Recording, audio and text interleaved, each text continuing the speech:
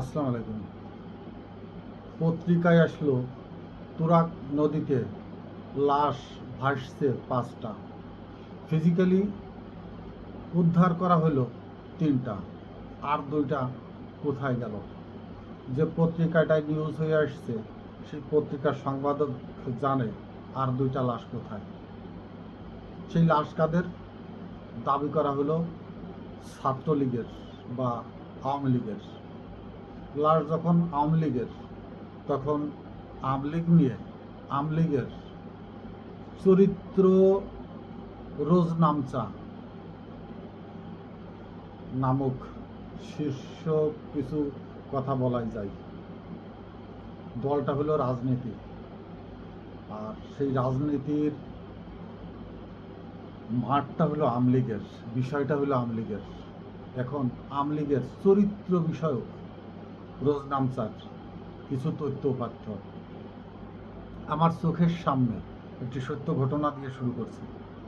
আওয়ামী লীগের সাবেক একজন কাউন্সিলর, তিনি এক বিধবা মহিলার জমি 4 শতক প্রথমে দখল করে নিয়ে নিজের নামে সব কিছু তৈরি করে নিয়ে, মানে কোর্ট কাছারি তাদেরই ছিল, বিক্রি করে দেন।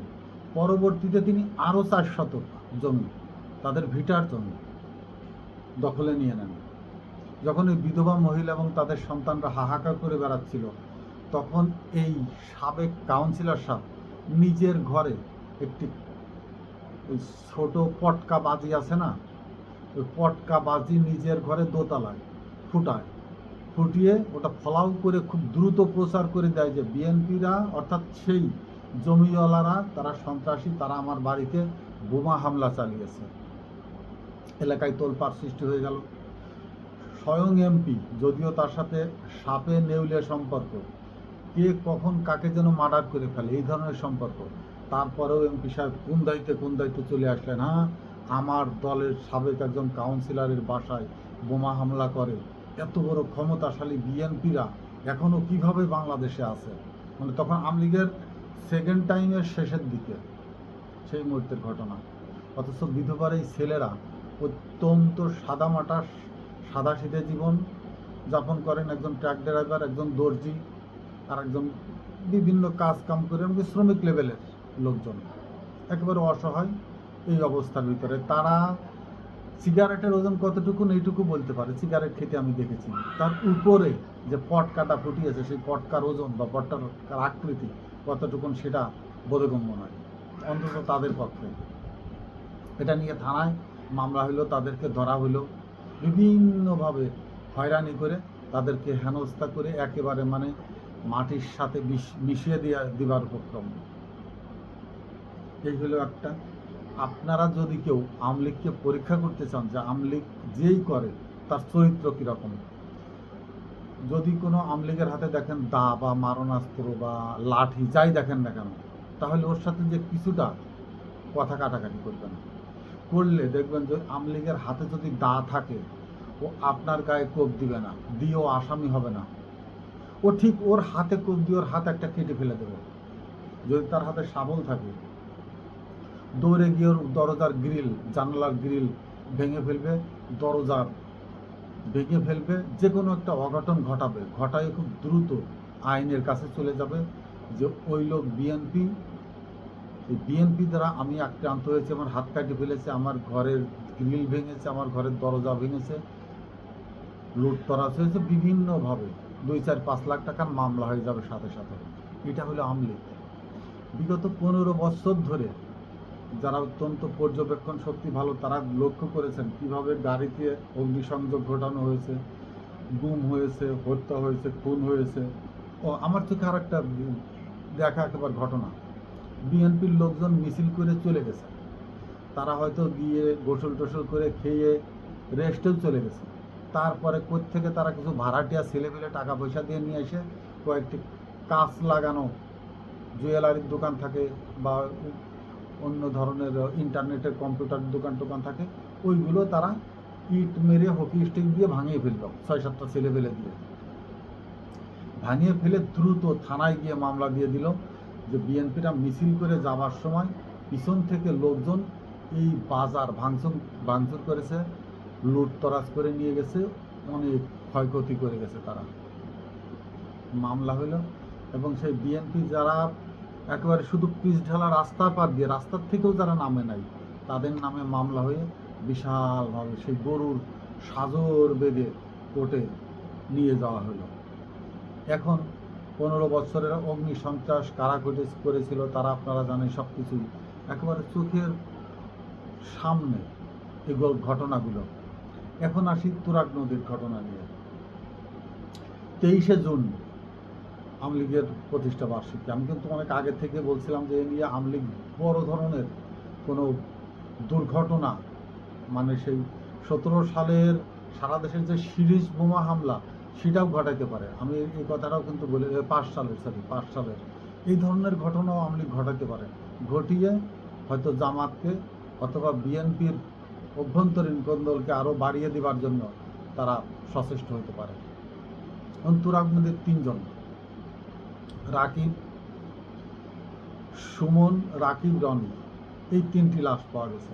এর ভিতরে সুমনের তথ্য হলো 22 তারিখে সে বিকেলে পিকনিকে বের হয়, ওই অঞ্চল দিয়ে, হাওড় অঞ্চল বা ওই নদী ওই অঞ্চল দিয়ে লঞ্চে পিকনিক করে, উদাম নৃত্য হয়, নাচ হয়, মেয়ে ছেলে নিয়ে অত্যন্ত নগ্ন অবস্থায়, যাদের যেটা নেশা সেটা সে পান করে। নৃত্যের তালে তালে সে কখন পা পিছলে তুরাগ নদীতে পড়ে গেছে তার ফ্রেন্ড সার্কেলটাও জানে না, কিন্তু সে ওই দিনই নিখোঁজ হয়ে গেছে। অর্থাৎ 23 তারিখের আগে 22 তারিখে সেই নিখোঁজ, তুরাগ নদীতে পিকনিক করতে গিয়ে পা পিছলে পড়ে যায় সে মারা গেছে।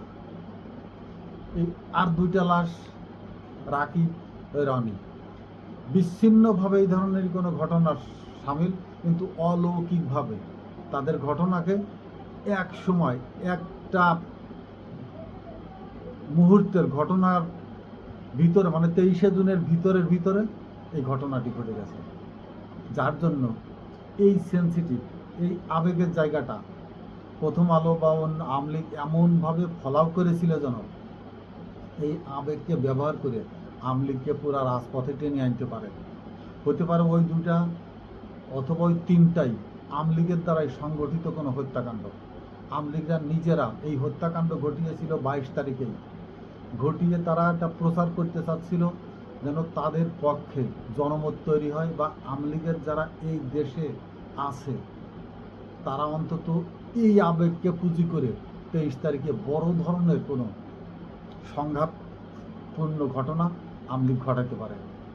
কিন্তু যে কোনোভাবেই হোক আওয়ামী লীগের যারা এই দেশে আছে তারা ওই ফাঁদে পা দেয়নি, বা সেই ধরনের কোনো বড় ঘটনাও ঘটেনি। তার আগের দিনকের আর একটা ঘটনা বলি। 22শে জুন শুক্রবার ফেনীর ছাগলনাইয়ায় জুবায়ের নামে একজন ছেলেকে খুন করেছে আপন 2 ভাই, শাহাদত আর সুমন, তাদের 2 ভাই, সেই 2 ভাই। এর পিছনে কি তারা একই সময় একই সাথে এক জেলে ছিল, জেল থেকে তারা আবার মুক্ত হয়েছে, মুক্ত হয়ে টাকার ভাগাভাগি নিয়ে দলের অন্তর্দ্বন্দ্ব আন্তঃকলহকে পুঁজি করে 2 ভাই মিলে জুবাইরকে কুপিয়ে হত্যা করে। আমি এর আগের কয়েকটি ভিডিওতে আমি বলেছিলাম যে তৎকালীন আওয়ামী লীগের যেসব প্রজেক্টের কাজ চলমান আছে এবং যেসব কন্ট্রাক্টররা করছে তার 10% বা 20% এখনও আওয়ামী লীগের যারা দেশে আছে সেই সব নেতারা কমিশন পেয়ে যাচ্ছে। এই সব টাকা এখনও তারা ভাগাভাগি হচ্ছে, তারা ভাগ করে নিচ্ছে, তারা সংসার চালাচ্ছে, এই সব টাকা এখনও ভাগাভাগি হচ্ছে। সেই ধরনের একটি টাকার ভাগাভাগি নিয়ে তাদের ভিতরে কন্দল, এবং জুবায়েরকে ছাগলনাইয়ার এই ঘটনাটি তারা ঘটায়। কিন্তু এটাও ভাগ্যক্রমে কি 23 তারিখের মোটিভের ভিতরে ঢুকিয়ে দেওয়ার জন্য আওয়ামী লীগ জোরে সোরে প্রোপাগান্ডা শুরু করেছিল। যে কোনোভাবেই হোক এই প্রোপাগান্ডা পাবলিক গেলে নাই, পাবলিক খায় নাই। 23 তারিখে তাদের আরও বড় ধরনের কোনো প্রোগ্রাম ছিল, কোনো প্রোগ্রামই তারা সাকসেস না হতে পারে তখন নিজেরাই আবার বলতে শুরু করলো যে আওয়ামী লীগ 23 তারিখের প্রতিষ্ঠা বার্ষিকীতে বিজয়ী হয়ে গেছে। এই বিজয়টা কীভাবে? তারা বলল বাংলাদেশের প্রচুর সেনাবাহিনী, বিডিআর, পুলিশকে এবং সরকারকে সতর্ক অবস্থানে নিয়ে যেতে সক্ষম হয়েছে। আওয়ামী লীগকে এত অতিমাত্রায় সরকার ভয় পায় বা আইন শৃঙ্খলা বাহিনী এত ভয় পায় যে তারা নিজেদের নিরাপত্তার জন্য সারা দেশ জুড়ে একটি রেড অ্যালার্ট মতো জারি করে রেখেছিল, একটি মিনি মার্শাল্লার মতো জারি করে রেখেছিল। ক্যান্টনমেন্টে সেনাবাহিনী প্রস্তুত ছিল, পুলিশ ব্যারাকে আরও পুলিশ নিয়োজিত ছিল। বিভিন্ন ধরনের কথা বলে তারা 23 তারিখকে ফলাও করবার চেষ্টা করেছে। নির্ঘাত, আপনি বিশ্বাস করুন বা নাই করুন, আমি চ্যালেঞ্জ করে বলতে পারি 23 তারিখের ঘটনাকে কেন্দ্র করে এই তুরাগ নদীর এই ঘটনার সাথে আওয়ামী লীগরা ওতপ্রোতভাবে জড়িত, 100% জড়িত। এবং এইটা নিয়ে পুলিশ হেডকোয়ার্টার একটি বিবৃতি দিয়েছেন যে একটি কাকতালীয় ঘটনা, অবিচ্ছিন্ন ঘটনা, এটি কোনো রাজনৈতিক বা দলীয় মোটিভের এই মার্ডারটি নয়। এটা নিয়েও আবার কথা হয়েছে যে পুলিশ হেডকোয়ার্টার কেন এইটার জন্য বিবৃতি দিতে গেল। তো পুলিশ হেডকোয়ার্টার বিবৃতি দিবে না কি করবে? এইটা সাজানো নাটককে দিয়ে পুলিশকে যেভাবে বিব্রত করা হচ্ছে, পুলিশকে যেভাবে সামনে টেনে এনে পুলিশের ঘাড়ে দোষ চাপানোর চেষ্টা করা হচ্ছে, আইন শৃঙ্খলা বাহিনীর দুর্বলতা প্রকাশ করার চেষ্টা করছে, তখন পুলিশ কি বসে আঙুল চলবে নাকি? পুলিশ তো বিবৃতি দিবে। ভাগ্য ভালো যে যদি এই পরিস্থিতি আওয়ামী লীগের সময় হতো, সারা দেশে 64 জেলায় কয়েক লাখ বিএনপির সদস্যকে নামে পুলিশ দিয়ে মামলা করানো হতো। বিএনপি সেটা করে নাই। অত্যন্ত সৌভাগ্যবান যে পুলিশও সেটা নিজেদের বাদী হয়ে আইনে দ্বারস্থ হননি বা কোনো আওয়ামী লীগের বর্তমান যারা দেশে আছে তাদের নামে কোনো আইনি পদক্ষেপ নেননি। এটা তো আওয়ামী লীগের সৌভাগ্য। এই দুর্বলতাকে আওয়ামী লীগ যদি তাদের বিজয় মনে করে, সামনের দিনগুলোতে সেই বিজয়টুক বলার আগেই অন্য কেউ বিজয় উল্লাস প্রকাশ করবে।